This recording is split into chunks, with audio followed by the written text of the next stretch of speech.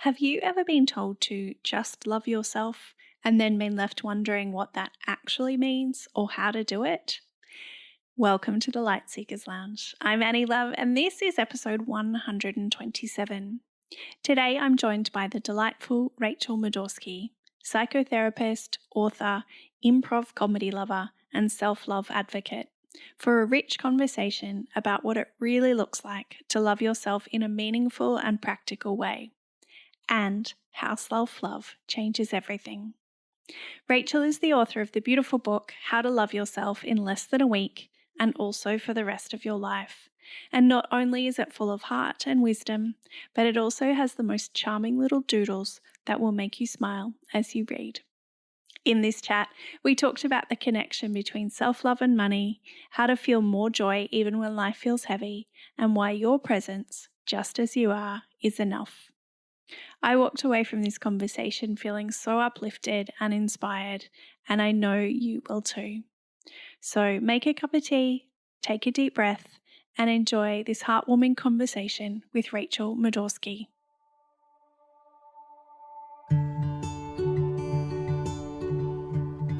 Welcome to the Light Seekers Lounge. I'm Annie Love, a coach, mum to all boys, and your host for soulful conversations about building a life and a business that feel good from the inside out. Here we talk about mindset, money, and what it means to keep seeking the light and finding joy, even when life or business feels hard. So sit back and settle in. I am so glad you're here.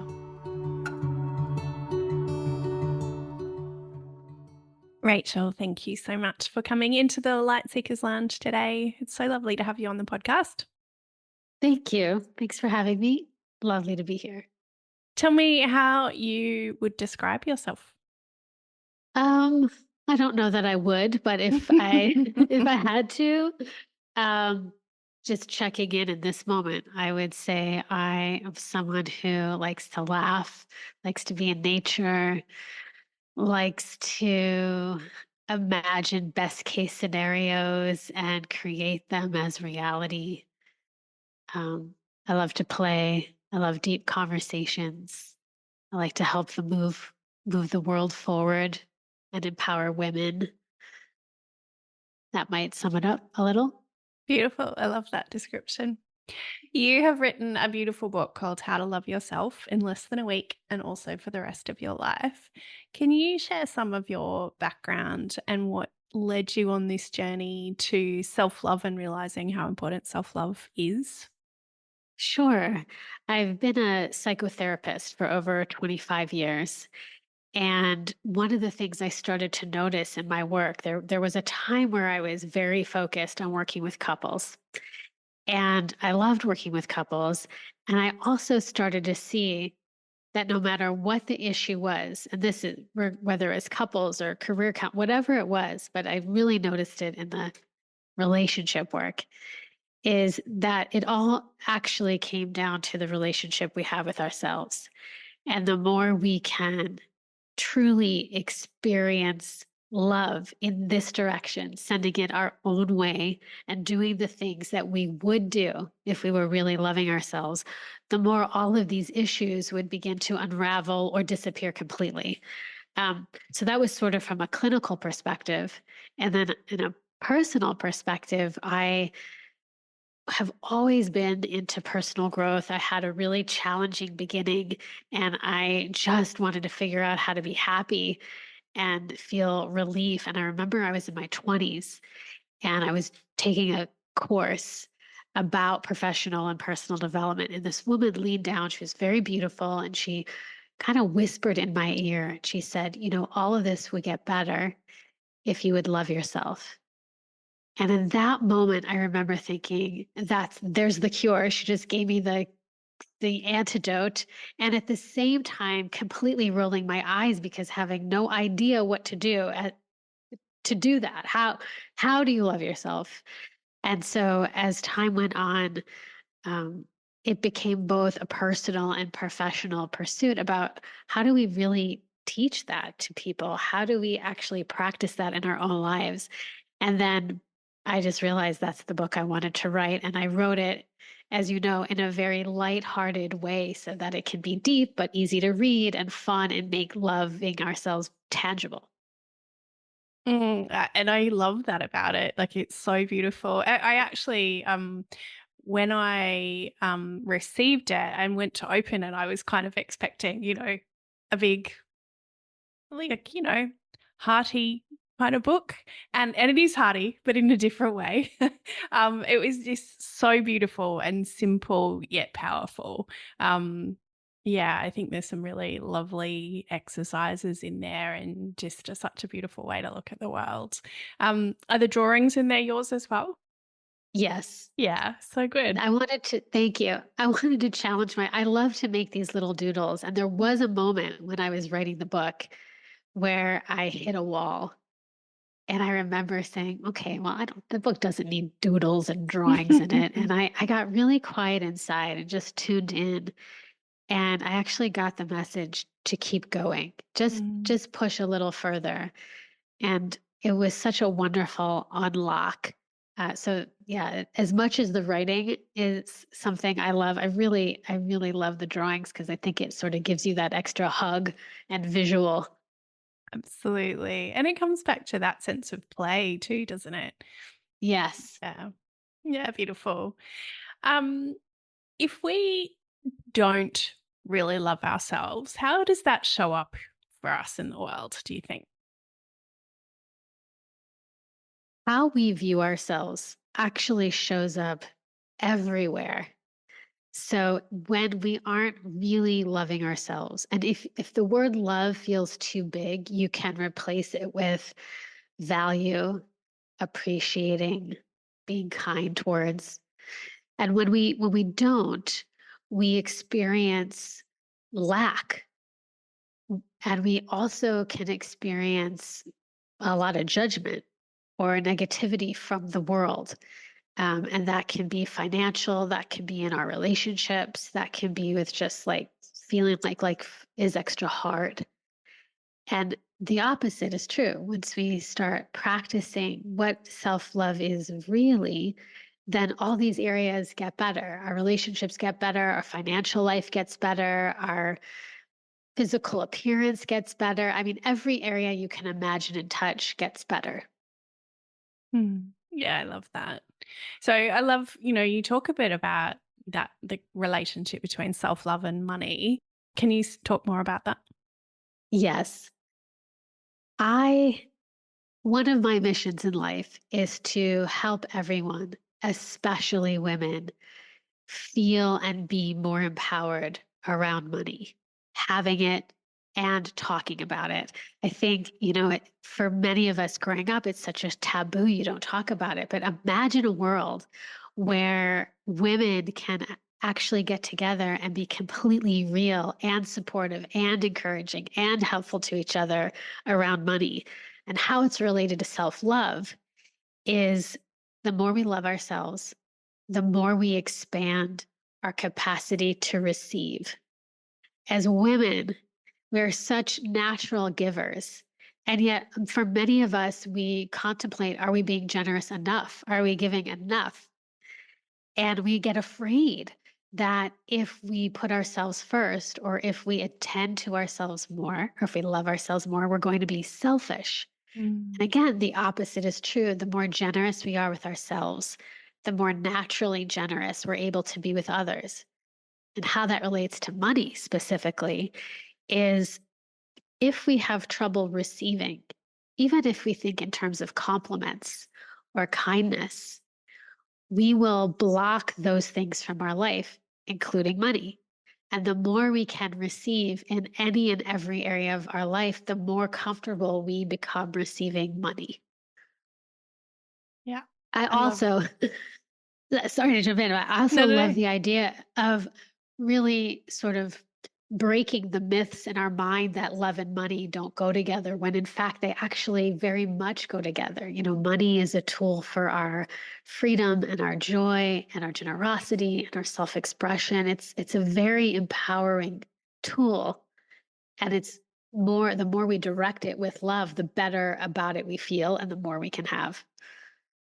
Wholeheartedly agree. And I do, I think we just really do need to be having more conversations around money, and especially with women, that concept of being able to receive more is so important. So, do you know what? I wrote a question that said, "So, what can we do? What can we start doing on a practical level to love ourselves more?" And then I got to a page in the book where you talked about um, we're so good at doing, right? We're so good at having to-do lists that we check off. And I thought, gosh, that's so true. How can we get more into a state of being in terms of self-love? I mean, just to slow down and ask that question, it's a profound question, right? Because of our habitual doing. Mm. So step one is actually asking ourselves the question, how can I feel more at peace in who I'm being? How can I be in such a way that allows me and the people I love to feel more relaxed? So sometimes the answer is simply about asking the question. We'll always have an answer. Mm. I think that's my answer to your question. Very important place to start. I love that. I love it. Um, I am curious. I saw on your sheet one of your suggested questions was, what can we learn from improv comedy? Tell me what you have learned from improv comedy and how that plays a part in your life. Okay, here's a few things. First, just to sort of introduce how improv comedy came along. I had gotten my license. I was in private practice, finally doing this thing that I love so much. And time passes, and I start recognizing that I feel depressed. And I was basically a depressed therapist, trying to help and as much as I could during the day, and then just crashing in the evening. And I asked myself, I didn't have these words yet, but the essence was, what's the most loving thing I can do? What can I do in this situation? And I immediately got this idea to take an improv class. I had I had gone to undergraduate to be an actor originally. I loved helping people and I loved acting. And back then there was an improv troupe. And I remember watching them and thinking, there is no way in hell I'm ever going to do that. Like the idea of going on stage without a script, forget it. So then I cut to this time when I could tell that I needed to laugh. So I took an improv class and I laughed. And the healing that came from laughing and letting go was absolutely life changing. And the person teaching asked if I would audition for a troupe, and I did. And I've been doing it ever since. This was like over 20 years ago. I mean, I co own an improv comedy theater with my husband, it's a big part of our lives. And here are some of the things I've learned that also might be a little different from what you typically hear the lessons are from improv. I thought I'd bring some slightly nuanced ones to our conversation. So, the first thing that most people know about improv comedy is this rule of yes and.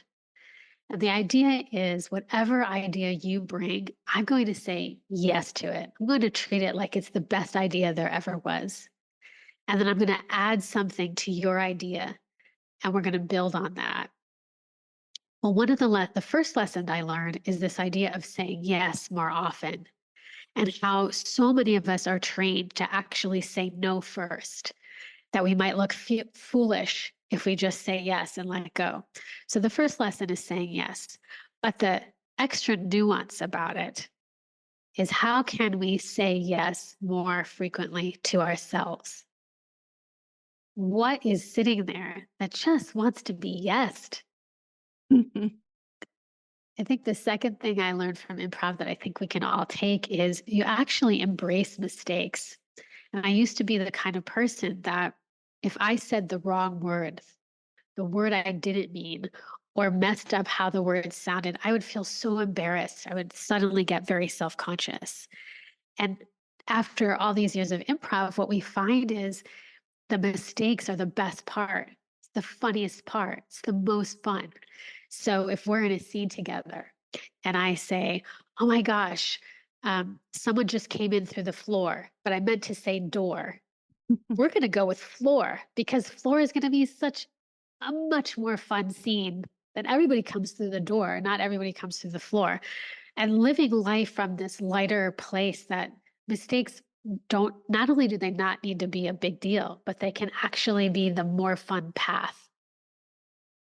And then the third and final thing I'll share about it is the more we can relax and just honestly respond to each other in present time, knowing that there's no mistake that's going to take us out, the more present we can be in our life, the less self conscious we can be, the more we can actually be available without worry. And I think that is such a gift, especially for those of us who have anxious moments. I love that so much. I love that, you know, gosh, yeah. I mean, I can totally relate in the sense that the thought of doing improv comedy would be absolutely terrifying to me. But I love that you found so much joy and fun and play in that, and that it's become such a big part of your life. I have noticed over our conversation a few times you've talked about like really checking in with yourself and asking yourself questions. I sense that that's a really important part of your life. When do you think you realized that you could really tap into your intuition? That's such a beautiful question. Um, I think it's something that's always been there, but a moment that feels particularly pivotal, I think, is maybe there's two. But one that jumps out at me is there's this brilliant coach. He's lovingly referred to as the ultimate coach. His name is Steve Hardison. There's a beautiful book written about him by his wife, Amy Hardison, and Alan D. Thompson, and it's called The Ultimate Coach. And before this book was written, I had already heard lots of stories about Steve, but there was this one story that actually changed the direction of my business and my life. And this is the story. Everyone feels very loved in his presence. It's like a common part of his reputation. And this one time, someone came up to him and just asked him, Steve, why do people feel so loved in your presence? And his response was, because I love myself that much. And this just tilted an axis for me. This idea that we really can love ourselves that much, and the result of that will be others feel loved. And for me, how that relates to trusting ourselves and intuition is this idea that I think the more we love ourselves, the more we trust ourselves. And if we want to learn how to love ourselves more, one way we can practice is by trusting ourselves more. And I just started that as a practice. I ask myself on the regular, what's the most loving thing I can do for myself right now? What's the most loving thing I can do in this situation? And really trusting whatever answer comes is the answer to listen to, is the answer to say yes to. Mm. Such a beautiful insight. Thank you for sharing. Um, yeah, a few things came up for me then, but I was actually thinking about, especially as parents, that when we are loving ourselves enough, we can give from the overflow, that when we're trusting that the words that are coming out, that the way that we are showing up in the world will have a ripple effect on other people. I just think that's a really, really lovely way to look at it. That's so well said. I think that comes back to something you said a few moments ago when we were talking about being. Sometimes when I'm coaching people, they want, well, what should I do? What do I do in this situation? And sometimes it's fun to problem solve what's the best thing to do in this situation. And at the same time, I find that an overarching answer to so many of our questions or um, yeah, our questions about how to handle something in any given situation is to ask, who would I need to be in order to have this turn out perfectly or better than I can imagine or harmoniously? And it's actually through asking that question and answering it, what state of being do I want to come from, that we can trust whatever comes out of our mouth. Because for example, if I want to be the most loving mother I can be, if that's what I'm going for, then I can make that statement. Okay, I'm going to practice coming from the most loving mother I can be. And I don't need to know what I'm going to say next, or the most encouraging leader I can be. We make that like a mantra. I am the most encouraging leader I know. Now walk into the room that way, walk into the situation that way, and trust that whatever comes out of my mouth from that pure hearted place is exactly right. Mm. Sorry. Um, yeah, I absolutely wholeheartedly agree with that. I think when we are coming from a place of being just truly present and being in that, identity of the encouraging leader or the loving mother, then we can trust that the words that come out will be perfect, whether they sound perfect to us or not. Yes. And just to share, I'm not a mother. For anyone listening who is or isn't, obviously fill in the blank with the thing Mm, that is most totally. meaningful to you. Um, I know we were through the email ethers, the word mantra was coming up, and I was just thinking about, I have some notes on my computer on my desktop that I just keep because they're sweet or they're powerful or they remind me of things I want to remember. And one of them is my presence is enough. Mm, yeah, that's a beautiful mantra to have on repeat, I think. Love it. How do you find joy when life feels hard? My first and favorite thing to do is to feel the crappy feelings on, on full steam. And the reason is because for a lot of us, it's actually not the challenge or even the difficult feelings that feel so bad. It's the resistance to feeling bad that feels so bad, or the judgment we're making about ourself or life that feels so bad. So for me, the first step to feeling joy when everything feels terrible is to remember, oh, just let myself full on feel terrible. And just there's actually joy in the relief of the permission of feeling terrible when we need to feel bad. And then the next thing that typically happens is I think our own inner guidance. I know this happens for me, lets me know the next right thing for me to do. But I think it's so important to let ourselves just feel bad with no shame, no judgment, no tamping it down. If you need 24 hours to feel terrible, eat ice cream and watch Netflix, then give it to yourself. Definitely agree. But there is a resistance to feeling feelings sometimes, isn't there? And I think certainly I grew up in a beautiful family, but a mum who is like super stoic, she used to get mad at herself for crying in movies. Um and Mhm.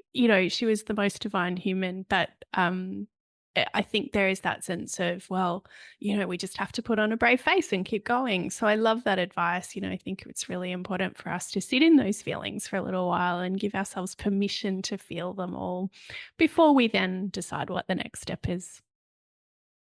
Yeah. How do you look after yourself? Do you have any particular regular practices? I have so many. Love it. Love it. That's what I I like to hear.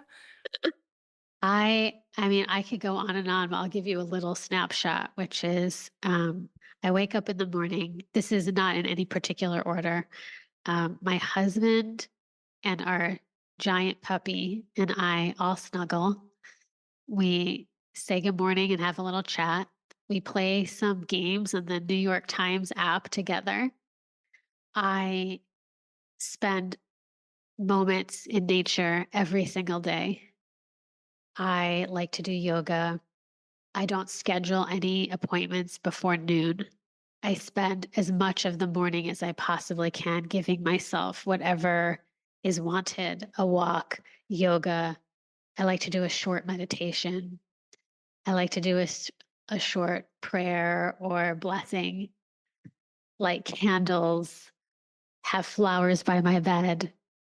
I mean, read a page of something that's inspiring to me, listen to something that's inspiring to me. I think you get the picture. I Mm. really do like to ask at least one powerful question to myself in the morning. I just share this in case anyone listening wants to know what are some things you can do that take less than 2 minutes of your time but have a powerful impact throughout the day. And one of those things is to ask the question, what is the most loving thing I can do for myself today? And really listen Mhm. and really give that to yourself. And another one I like to do is I set my timer for 1 minute and I close my eyes and I imagine already having everything it is that I'm desiring in my life and really live inside of those feelings and let my nervous system get used to it being normal to have all these things that I want. Beautiful. I love that. I think that sounds like a beautiful way to start the day. I have a mixtape playlist on Spotify. What song can I add to it for you? What lifts your spirits? Well, you might be able to guess this, but I love the song Rich Girl by Hall and Oates. Even though I think the story behind the song is not the most empowering story, but I love the song as a way for women to take back their power around money and enjoy themselves and be light and play and celebrate everything they have in their rich life. Awesome. I think that's a great addition. I love Hall and Oates. We were just listening to one of their songs the other day with my 14-year-old, and he's like, "Who is this?" Tell me about your the book writing process. When did you decide that this was the book that you needed to write? It was a summer day. I felt like it was time to write a book. I really liked the idea of being able to say author, speaker, coach. And I thought, well, in order to be an author, speaker, coach, you have to also be an author, which means you need to write a book. And I was truly sincerely asking, what is the contribution I want to make? Like, if I had one message that I most wanted to deliver to the world, what would it be?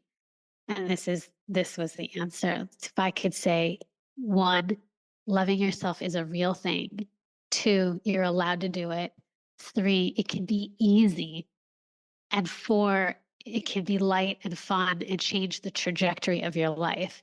So all that came in. And I find walks in the sunshine to be very good times to receive new ideas and good messages. And the entire idea for the book just all came in at once. And then I wrote it pretty quickly. Mm. Amazing. Love that. So what are you working on at the moment, or what's coming up for you? What am I working on at the moment? I think I'm working on, well, basically organizing my life for true, authentic bliss. And so for me, that means I love when everything around me is beautiful. So I'm like doing whatever upgrades I can do in my life around my own space, in our home, with just on every level, including time with friends and people that I love. We just had a really special vacation in Surf City, North Carolina, in a big house with 10 friends that we've known each other for 25 years and they're partners. And The Big Chill used to be like a favorite movie of mine. And maybe only people of a certain age even know that movie. But having that experience really reminded me that, once again, that we often get reminded of, that no matter how much money we are making or creating, there's nothing as rich and wealthy as the feeling of deep talks and belly laughs with people that you love. So I'm working on having a lot more of that on the regular in my own life. Something that came up for me before when you were talking about money and talking about your big chill adventure, is that when we have money to do those beautiful things in our lives, like we have more capacity and to feel that joy, to have those amazing experiences. Like it just having that money allows us more freedom and the ability to make more impact in the world, because if we're at a place of finding it hard to feed our families, then we're not going out and having all of those other experiences or able to make such an impact in the world. Yes. And I think for a lot of women, I mean, wherever you are listening to this, if you are an entrepreneur at the beginning of your journey, or you work for a company, and wherever our incomes are, we are always allowed to have more. And sometimes the thing in the way usually is actually not a circumstance. It's a belief. It's a belief in, will I still belong if I make more money? Will people judge me? Am I allowed to make more money? Is it okay to want more money? It's all these beliefs. So the more we can actually make friends with money and bring love and money together, the more of it we can have. And again, it's not all about money. It's just that you're allowed to have more, and I want women to have more. Definitely. I mean, money's just the tool, really, isn't it? But it is that if we allow ourselves, permission to receive more, to be opened up to that, then that allows us to use that tool in whatever way we see fit. Exactly. Yeah, love it. How do we find and follow you? You can go to my website, which is rachelmadorsky.com. And there's things there. I would love for you to buy the book and give this gift to yourself and really take it into your heart. And I also have on there a newsletter people are welcome to sign up for. It's love notes for your business and your life. And it comes out a couple times a month. And all of that is on my website. Beautiful. Love it. Actually, one more question I have for you. Tell me the Yes. story about how Ellen ended up sharing your book. Ah, okay. Well,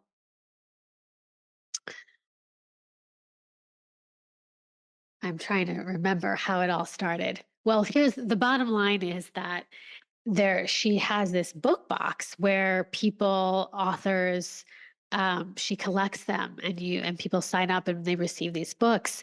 And someone had dropped out at the last minute, and her assistant was sitting there, and my book happened to be on her desk. And her assistant said, "What about this book?" And Ellen said, "That book is perfect. Call the author." And at that particular time, it wasn't a right moment for me. It just wasn't exactly a right fit for what I wanted for my vision. And I told my publisher, "Please tell Ellen I love her so much. Thank you so much. And please consider me for something else in the future." And my publisher was like, "Okay, but this is a once in a lifetime opportunity. That's never going to happen." And I said, "Okay." And I think this is the piece about trusting ourselves. Um, and then a few months later, I got this call that Ellen wanted to include my book in her holiday gift box, and mine would be the only book, and it would be all these gifts. And it just felt like such a deep, full hearted yes. And so we said yes to that. What a beautiful example of trusting your intuition on that and, saying not yet and opening yourself up to other opportunities. I love it. It's been such a delight to chat to you today. Thank you so much. And yeah, thank you for all of the permission that you give to people in the world to go and love themselves, because I think it's such an important place to start with us so that then we can go and make more impact and ripple that love out to the rest of the world. So thank you. Thank you so much, Annie, for having me. And just if I could just toss this last piece out to bring it bigger to the wider planet, which is I believe when we really love ourselves, we don't hurt each other. And the more self love we can spread on the planet, the more peace and safety, love and belonging we can have here for everyone. Amazing. And that is the world we want to live in, isn't it? Yes. Beautiful. Thank you. Thank you so much for being here in the Light Seekers Lounge with me today. If this episode resonated with you, I would so love it if you could share it, leave a review, or come and say hi to me over on Instagram at annielove.coach. Until next time, keep seeking the light.